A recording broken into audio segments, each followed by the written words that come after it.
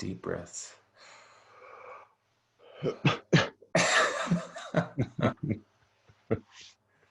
What up, friend? Good morning, my friend. How are you this morning? Oh, I'm doing good, man. I'm doing good. Yeah, you're looking good. I like those blue glasses you You got like going on. that? These Yeah. supposedly they protect my eyes. My wife says so. Yeah, Yeah, they protect me from the blue light because I stare at computers all the time. yeah, it's good. I probably should get some of those. I can't really fit them right now. I was trying to wear my normal glasses, Yeah, your but nose looks a little more crooked today. I mean, it's normally crooked anyways, but it looks a little bit more crooked. no, it's Mm, interesting. The crookedness is the same because that's here. So the glasses clearly aren't for your vision. yeah. Uh, but the swelling is right here where you set the glasses. So What happened?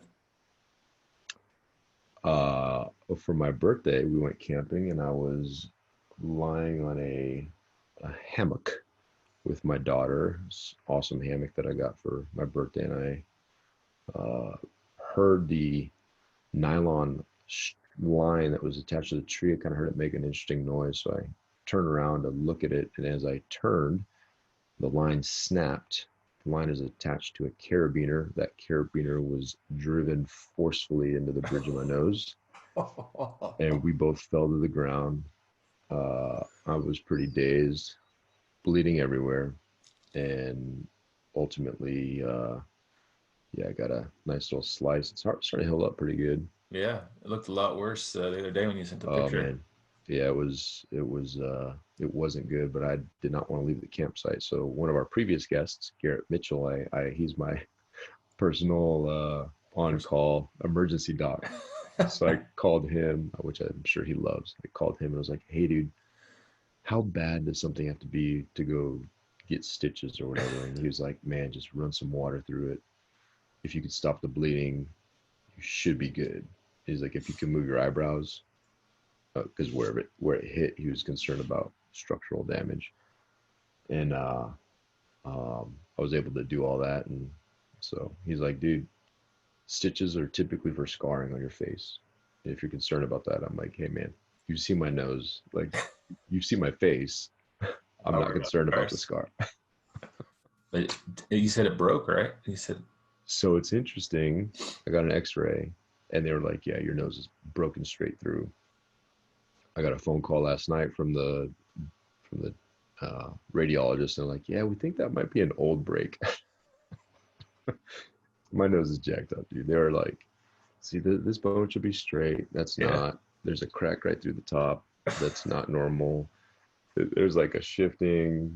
Yeah. So, anyways, that was a story. But you know what? I immediately, when I kind of came to, was so thankful. Like I literally started praying, almost started crying because not for pain or anything, but for the it could have been life changing. One Yeah, man. inch either direction. There would happen to be a dock on site that my kids were playing with their kids, and she's like, "Yeah, that would have you would have lost an eye for sure." And I can't. Can you imagine that? And just the trauma of besides losing an eye, but my daughter was right there, and that's the other thing is that thing could have hit her Yeah. instead of hitting me. It could have hit her, and that would have been terrible, man. So, but Crazy no dude. worse, no worse for wear. Except I can't wear fancy glasses right now. It's Life good. good war story. Yeah, I don't know. I don't know how good of a war story, but yeah, got popped in the face by a carabiner. Oh man. Well, it's 4:45 in the morning on a Yeah, dog. Friday. We're recording. This is filling the Storehouse podcast, and David tried to copy me this morning by wearing the same colored T-shirt. Um, Well, we usually get up at the same time, well, ish, and and I'm 2 hours ahead of you, oh, so not sure how I would have copied you. Now, I will be completely honest. I was up really late last night, and so you probably were up a little bit before me, so I'll give you credit. But it's a different shirt, dude. you're right. Mine's the filling the storehouse, repping the shirt, and you got the cash flow. Nice. Cash flow. Um, well, I'm Stu. That's Dave. If you haven't figured that out by now, I'm the one with the cool glasses, and David's the one with the crooked nose. And this is the Filling the Storehouse podcast. And What are we talking about today? So we wanted to talk about critical thinking, and I think it's an important topic, especially today. I think there's some key attributes to decision making, and when you're a critical thinker versus an emotional decision based individual, uh, I think in general people take you much more seriously. It opens a lot more doors, and it's just you're a person that for most people is worth talking to because they know you put some thoughtful consideration into the things that come out of your mouth and the things that you consider. So but it's also why we've been talking about it is it's something that's completely in your control to be more educated, to be more of a critical thinker, to be less emotional, to listen more, speak less. These are all things that are in our control. And there's also some very practical applications to life and business when you make the decision to do these things. And it's interesting. Like I was having a conversation with a buddy the other day, and we were talking about reading, and we are talking about business. He's like, "Yeah, I don't read." And what was very interesting to me is immediately and not intentionally, but I made a quick judgment in my own a judgment of him, not negative, but it was a note that I took that said, okay, this individual doesn't read at all, so how deep can we get in how many topics in future conversation? And again, it's not to be judgmental, but that is readers. Most leaders are readers, and most entrepreneurs are readers. And it's very hard to take somebody seriously on most topics if they don't choose to read. And it was just an interesting side note for me, uh, particularly because I don't want to be an individual who's talking to potential business partners or looking for opportunities and give them the opportunity to make snap judgments on me because it's just what we do. It's just human nature. Or I do want them to make snap judgments, but I want them to be of a very positive nature and potentially open doors for opportunities. So all this stuff kind of bundled together. I thought it was an important topic. You thought it was an important topic to talk through some critical thinking opportunities, um, and to address, emotion-based decision and the importance and applicability to our daily walk and business. Yeah, and I think this all, we were having a conversation the other day. Well, we had our mastermind call, our bi-monthly mastermind call, and we were talking through some just ideas on hiring and structures of our business and how to bring on partners and that was a really good conversation, and there was a lot of emotions involved in that. There's a lot of emotions between um, partnerships and how do you pick partnerships, and because there's a friend based thing, there's and then like so friendship and business, and like a lot of people say like don't ever get in business with like your best friend, or they say don't get into business with your family because there's obviously like lots of emotions involved there.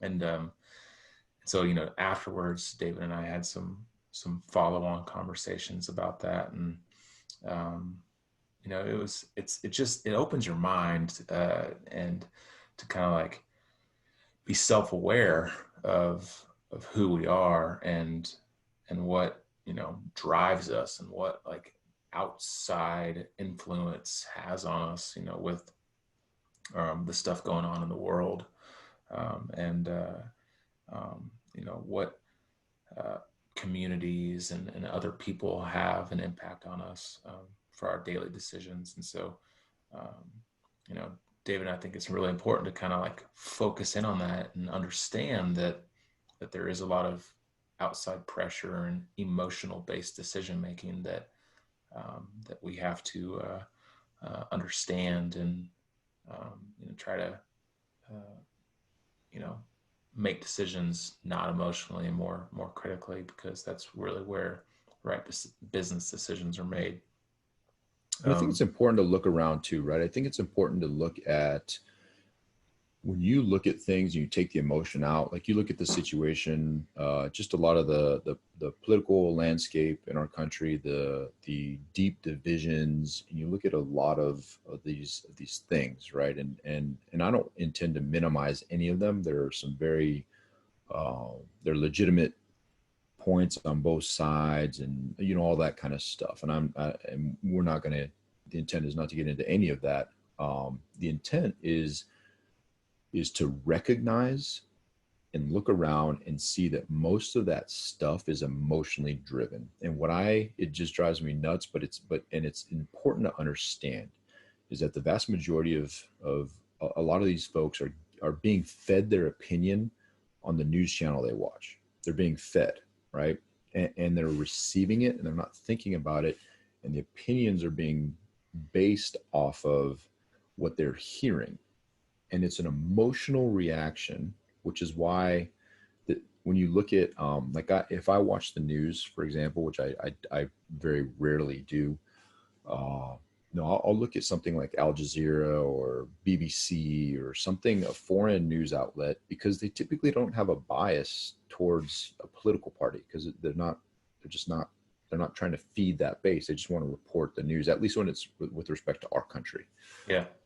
And why I think that's important is because you want to form your own opinion, and the emotion-based thing clouds your thought process, and it makes you, where it's important is it causes you to make decisions that are they're just not necessarily rational, and they're maybe not logical, but what they're definitely not is you haven't thought through them.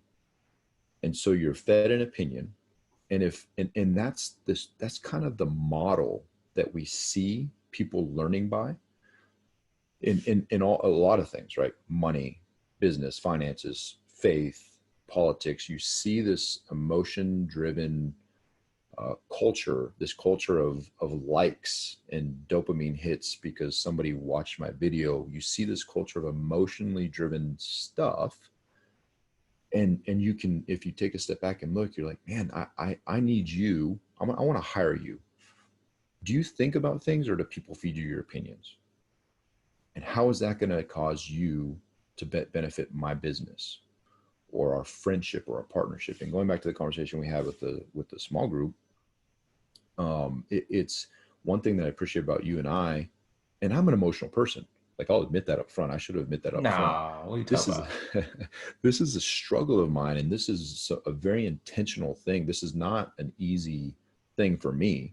I love engaging in. My old CEO is making fun of me. She's like, "Man, you just thrive in conflict," and it's because of that drama and the whatever. And that's not a great thing at all. But but it's important to recognize and be self-aware so that it's you good can. for me. It's good for me because I hate conflict. So like anytime we have an issue with a contractor or somebody going on, I'm like, Dave, you got it, buddy. You got it. It's all you. Yeah. And there's advantages to it, of course. Like if you're comfortable with it, but if you engage in it at that level, you won't accomplish much, or you won't be. And when serious people want to have serious conversations, and they see someone like you, like me, I mean, if I'm purely driven by that emotion, they're going to write you off very quickly. Like, imagine those leaders, those Navy leaders that are super high up, flag, maybe they have the silver chickens, or they got stars on their collar, and they throw temper tantrums. Like, how much do you respect that? You know what I mean? And you might do what they say because you have to, but would you give your life for that person? I don't know. I mean, that's a bit extreme, but we're in the military, and sometimes that's what it comes down to. And it's just an interesting thing that I've been thinking about quite a bit, because there's a lot of that type of leadership in this emotionally driven and angry just times that we're in, right? And if you can get above that fray, the doors open. You're someone people want to be around. Yeah. That's interesting because kind of speaking of leaders and that kind of side of things, from a military and business perspective, we've both been through leadership courses, that have been required by the military, and there's a lot of training involved in that, that it talks about, like, personality traits, and being self-aware of those personality traits, and how to receive constructive criticism, and how to involve teams, and kind of take inputs from every player, because we all have different thoughts, different ideas, different opinions, and I personally think that's like incredibly important as a leader, to kind of take all those views and kind of then think about it and then make a decision, right? Instead of being so emotional when it comes time to that. Um, what do you think? Do you think that, I mean, that there are some times, right, where uh, maybe it is good to make a quick decision based off of a gut feeling, or and there is emotion involved in that. I mean, I think sometimes your gut decision may be the most or Best. the best one, right? Yeah. um, what's the balance? I mean, what's your thoughts on that? I think that I think intuition is huge, right? I oftentimes say, man, I'm a gut feeling kind of guy. I go with my gut quite a bit. And I think as military leaders and decisive leaders and business leaders, pulling the trigger to get beyond the analysis paralysis is important. And to be a person of action is important. I think just like in anything, there needs to be a balance. And if your intuition is fueled by um, previous efforts to critically think, I think that's the balance. If you have the background of reading and doing these different things, like I love Rick Warren, and I'll probably reference him a number of times. But one of the things that he talks about is, if you don't read the Bible and you don't take memorizing the Bible and having verses kind of in your quiver, and to be able to draw from them in the moment of whatever you need it for, whether it's decision, temptation, whatever it may be. If you don't have the background and the potentially years of building up those muscles, then you're not going to have that stuff to draw from. You're not going to have the experience or the knowledge to draw from to face and encounter that moment.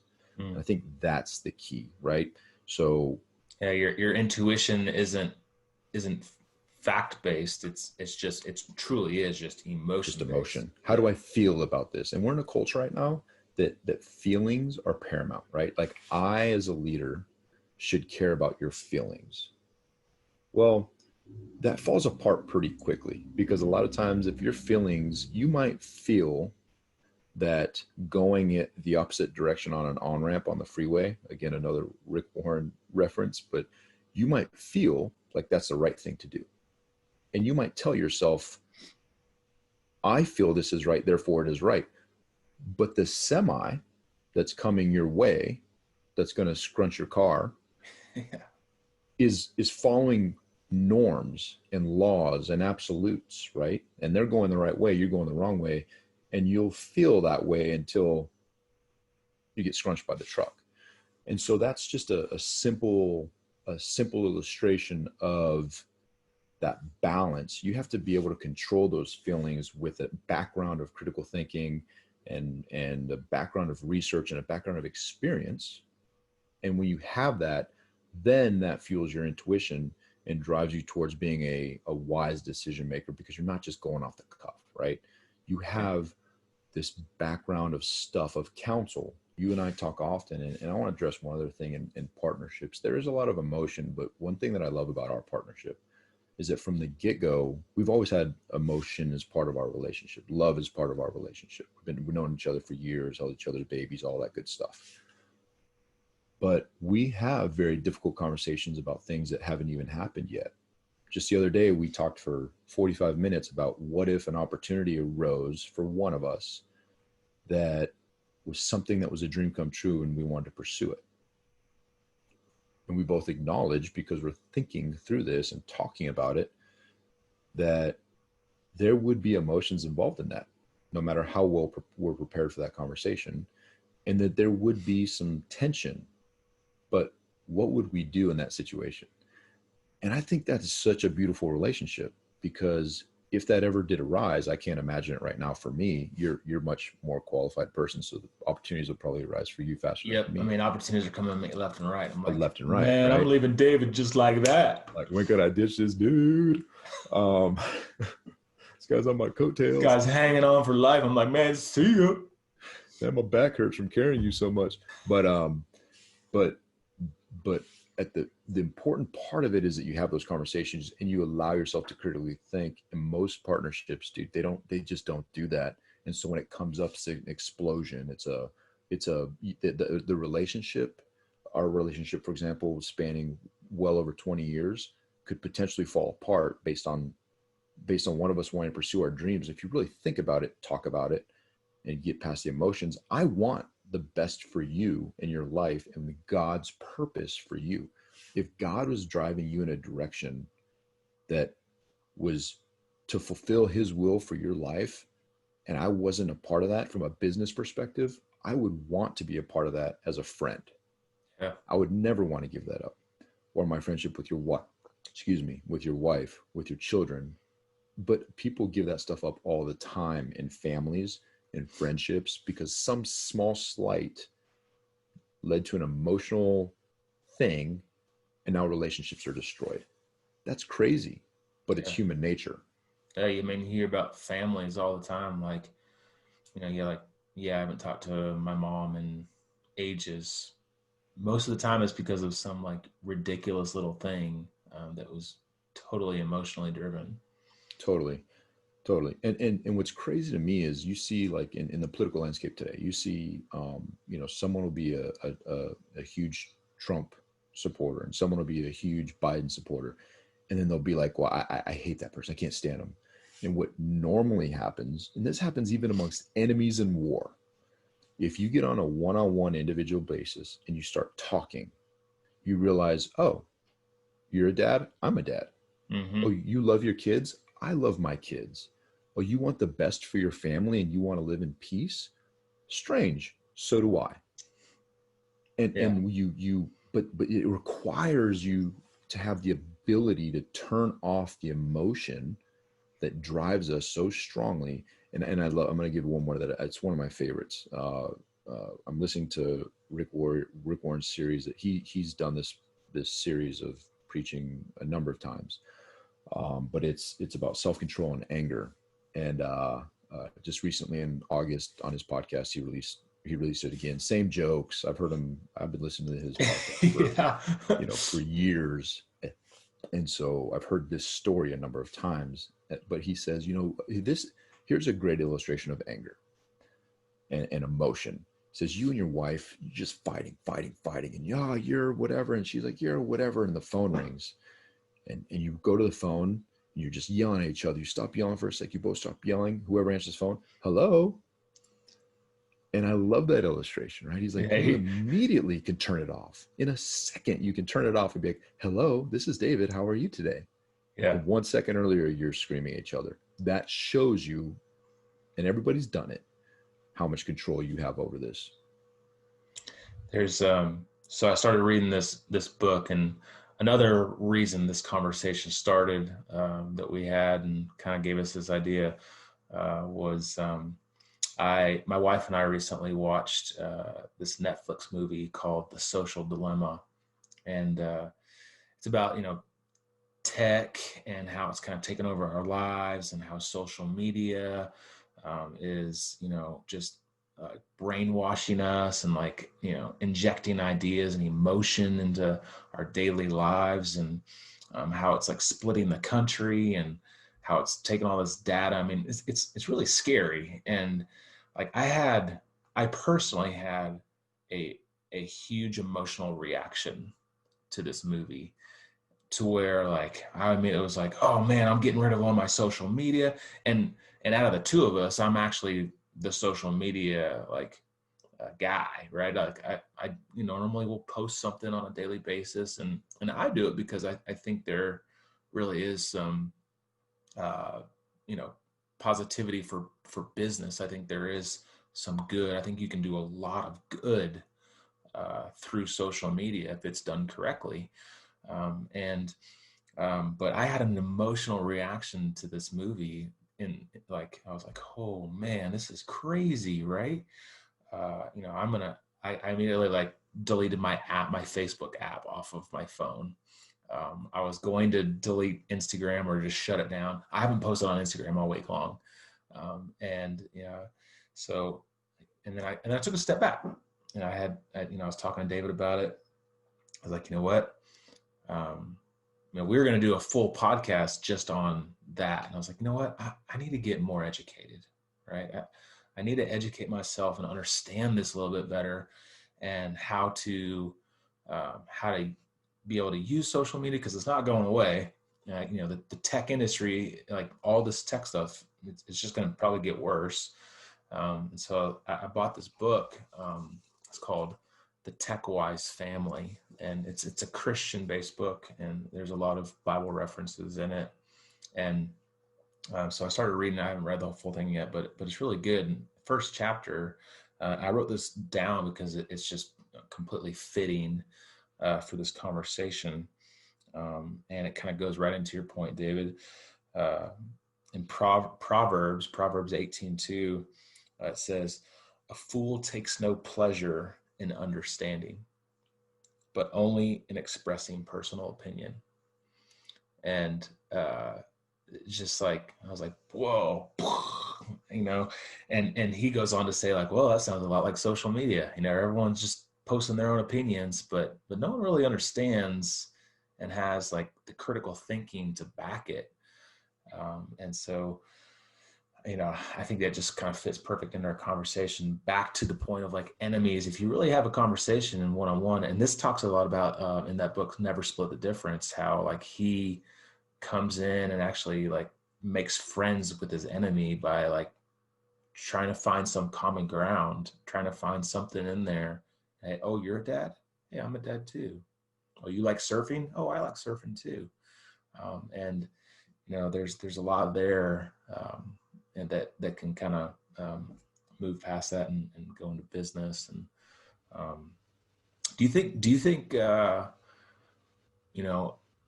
someone in business, an entrepreneur, do you think you can be a good business owner by making these type of decisions emotionally? Yeah, and I want to touch on a couple things you just said that I think Yeah. are incredible, and then we can delve into that. But so a couple things. One, because of the nature of who I am in our partnership, uh, I am always looking for excuses to get off of social media. Now, I will say I like LinkedIn because it's very structured. The intent is Professional. to be professional, and I'm cool with that. The Facebook, I can't get on board. The Instagrams, and I'm not the type of person that can sit there and do the scrolling thing. I just don't care, right? I don't have enough time. Yeah. There's money making activities, and when I say money making, I'm not talking about money. There's things that contribute to your life. That there's too many of those things that Yeah. I can't sit there and do that for me. But when you told me about the documentary, and I need to watch it, it gave me, as an emotional person, I was like, oh, there's my reason. And it was a Yeah. bias. It's an inherent bias that I was looking for the reason, and it was short lived, but I was looking for the reason to support my bias, which most people do nowadays. Like, they grab onto that piece of that small data nugget that's like, well, this is why I believe this. Yeah. And see, they say I'm right, instead of looking at the other side of it and looking at all sides and critically thinking through it to have an informed decision. Right. And so if I just would have made that decision, how seriously can somebody take me? How seriously can you take me when you know that there's benefits of social media for the business? How seriously can you take me when I'm like, I'm off of it because I have this one thing that, and I don't take all the other stuff, the free marketing, the good aspects of social media for a business, or even for personal relationships. And so my immediate emotional reaction was like, oh, I need to watch that to support my argument. And and and I think the other side of that, and to finish that thought, you held me accountable. We had a conversation, and you're like, I'm going to go do more research on this. I'm like, yes, that's the right answer. that is a great answer, because now you're going to be fully informed.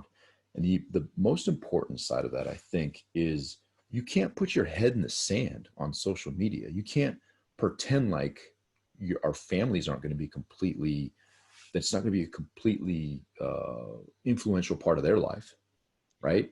So at a minimum, I should be smart and understanding about social media to anticipate and have experience for when it impacts my kids' lives. Mm-hmm. And if I'm just the head in the sand kind of guy, like, I don't believe in social media, it doesn't matter if I believe in it. You believe in it. And people who are potentially contributing to our business believe in it. So you have to understand that your bias is not important. Your feelings about it, unimportant, inconsequential to the entire discussion. And if you bring those up, people are going to write you off and not take you seriously. How dumb am I if I go to a business conference? I'm like, Facebook's dumb. I can't stand Facebook and I don't like it. My feelings about it. People are going to look at me like, dude. Yeah. And someone who's syndicating multifamily like $1 million deals, like, well, that's all I use is Facebook for my marketing, and I raise millions of dollars a year. Yep. And how seriously are they going to take me after that? Yeah. How do I dig out of that hole? Right? It's a missed opportunity. You don't. It's a missed opportunity. I may not post a bunch on Facebook, and I may choose to do that, but if I voice a silly opinion about it, it changes the dynamic of the conversation, and I'm not taken seriously anymore. And that's just a small example. And I'm not aware of the things that are going to impact the people I love the most. And I think that's important. So your step into that, into further analysis is huge. And I loved it. Proverbs 14 says, oh yeah, do it.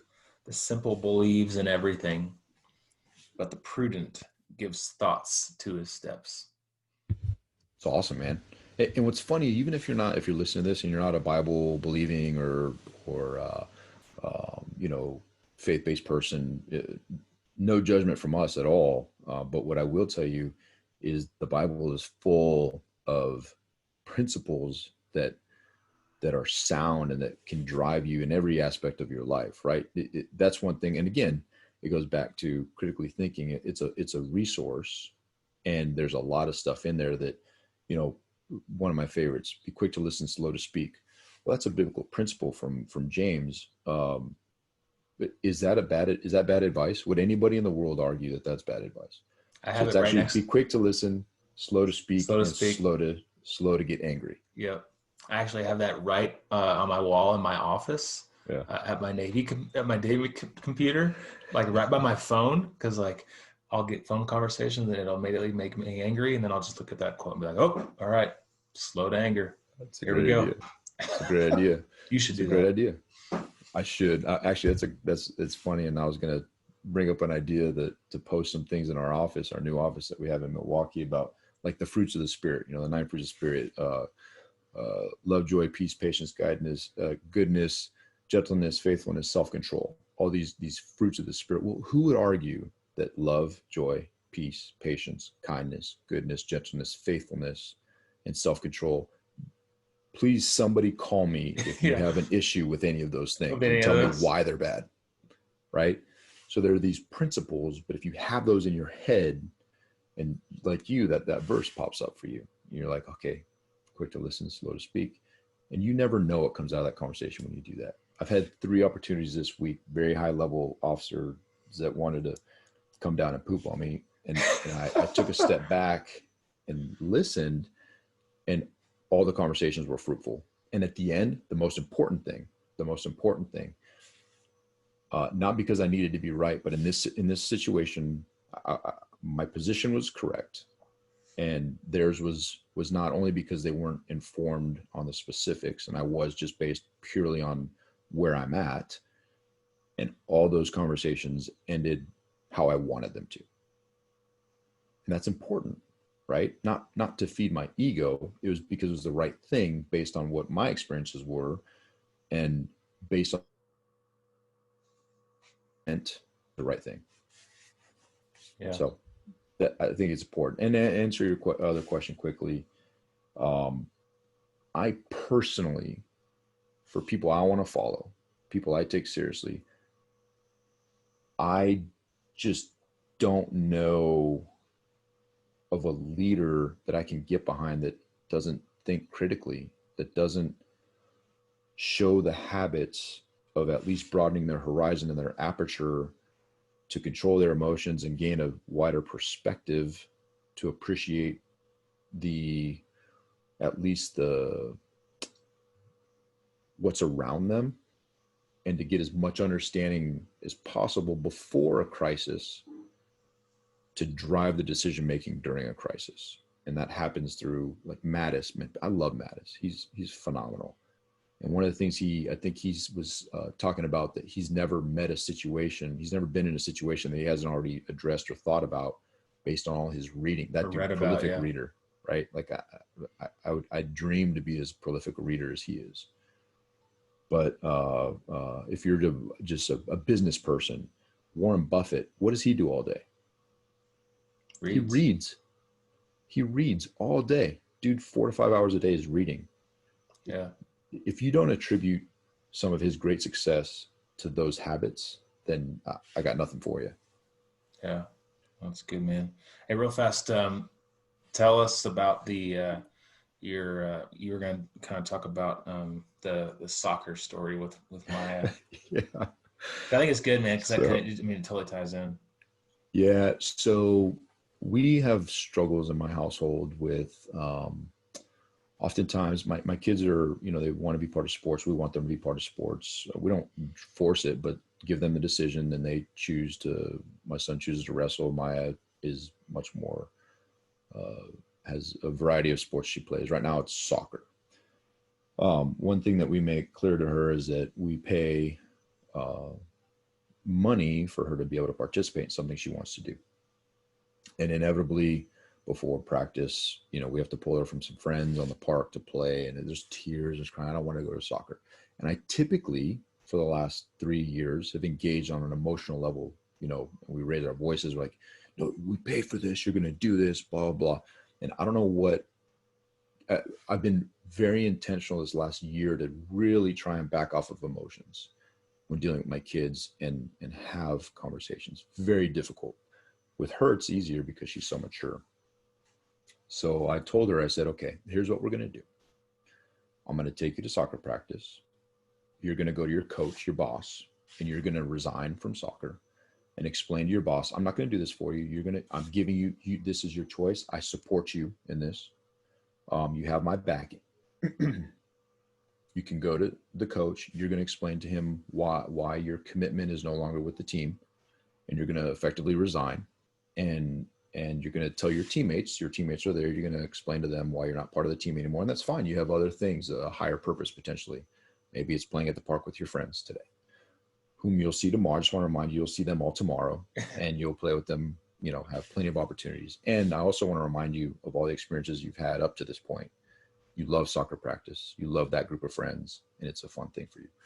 In addition to that, I will take the full cost of the season and the jerseys from your account and reimburse mommy and myself for the effort. And she says, it's all about the money for you. And I was like, no, it's nothing about the money. You've never heard me mention the money again outside of your where it ties to your commitment, because it's an expression of your commitment.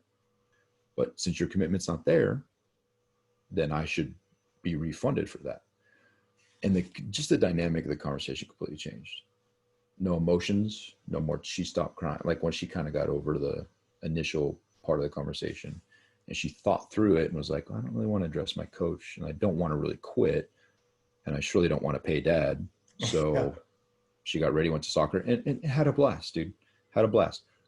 That night, I went to pick her up, and we stayed at the park playing with some of her teammates for another 45 minutes because she didn't want to leave. I'm like, Maya, but again, it took some of that emotion out, right? And I think those kind of conversations, I don't know why it's taken me so long, but when you pull that emotion out, you can get to a decision that is beneficial for all parties. And maybe there's a lesson in that. Maybe only if I could just take my emotional decision making out of every single situation with my 2.5-year-old son. One of three. It works on her right now. 3, yeah. The other two boys. Dude, the other day, it's funny. So none of my kids sleep, and the other morning, my son woke up. It was like 5 a.m. and he came downstairs and gave me some snuggles, and I was like in the middle of trying to get some work done. I was frustrated, that he was up so early. And so, I gave him a yogurt and kind of put him on the couch, and typically we'll let him watch like, a cartoon in the morning. And so I did that, and I came back to work in my office, and then all of a sudden I hear like the, some crunching and some like, a lot of rustling going on. And I walk into the kitchen, and dude's butt naked, box of Cheez-Its poured out all over the floor, like crumbs everywhere. And he's licking Cheez-Its off of the floor. And at first I was so angry, and, I was tired and just angry he was up. And then like I took a step back, and I was just like, that's awesome. And I took a video of him licking Cheez-Its off of the floor butt naked. So That's awesome. yeah. Well, and I will say we learn from what we observe. And when we were at the Naval Academy, it wasn't Cheez-Its, but I remember I'd wake up and you're butt naked licking something off the floor. So No, man. No, I've never been butt naked eating stuff off the floor. I've never been naked. I had my underwear on. That's funny, dude. Your kid cracks me up. Section. Some of the things that he does, man, they crack me up. Like when he used to, this has nothing, not related at all, but when he drop trow and poo right in the middle of your floor. Like, dude, those conversations. And what's funny is once you get past the emotion of it, it's hilarious. It's hilarious. But, and I think to kind of tie it all together, why these things are important, and that opportunity for you gave you a chance to, you record it, you're going to laugh about that for years. Yeah. Right. And we miss opportunities, whether it's business or life. You could have easily, and I probably would have missed the opportunity to step back and enjoy that moment, because it's just crumbs, dude. You can sweep it up. It probably took you minutes, maybe, but that memory for a lifetime of Wellesley butt naked licking Cheez-Its off the floor. You didn't miss that opportunity, dude. You had the opportunity to relish that, share that story with me. We're laughing. It's hilarious. And you'll have the video evidence, and you could post that when he on gets social married. media. Yeah, I'll post it on social media. Yeah, you might get in trouble for naked babies on social media, but at a minimum, at his wedding, that needs to be part of the wedding whenever he gets married. And one, I just want to make one last point. Why kind of tie this? Why is this important? And I think at the end of the day, when we have so many people taking emotion-driven things into their personal life, into their business, into their partnerships, all that kind of stuff, I would highlight that books like Never Split the Difference and Chris Voss is the author, his group, Black Swan Group, I get emails from them, and all these emails talk about negotiating and talk about emotional IQ and how to leverage that stuff to get the best deal. I would just highlight that if you're the emotional person that's uninformed and not critical thinking, you are the person that they're looking for to do the negotiation so they can get the best deal. That is you. Yeah. And if you don't recognize that, then you are going to absolutely overpay. You're going to miss opportunities. You're going to miss out in general. And so it's not just hey, you should critically think, and this is an important topic because, just because we wanted something to talk about. No, this has very real implications every single day in your business, in your life. And if you are the person that takes stock of your emotions and you turn it into critical thinking opportunities, you open the door to things that you potentially never knew were there because your emotions didn't let you see beyond what was right in front of your face. Yeah, dude. I love it. Well, I think both of us probably need to get ready and go to our other jobs. And this is a good conversation, man. Hope everyone enjoyed it. If you will, share it with somebody. Tell others about this podcast. Um, Go give us a review. We've gotten some amazing reviews lately. It's been really fun to read. It's cool to see that we've had some impact and some influence on people. So go share it. Give us a 5-star review. And what's most important, Dave? What is it? Something about filling your storehouse. Oh yeah, you should go fill your Go storehouse. fill your storehouse. Yes, sir. That was fun, Stu. Thanks. Great topic. Appreciate you holding me accountable to critically think and get past emotions. And I think that's what makes the conversations so rich and the relationship so beautiful. So thank you. Yes, sir. Remember out there, make it a great day. See ya. See ya.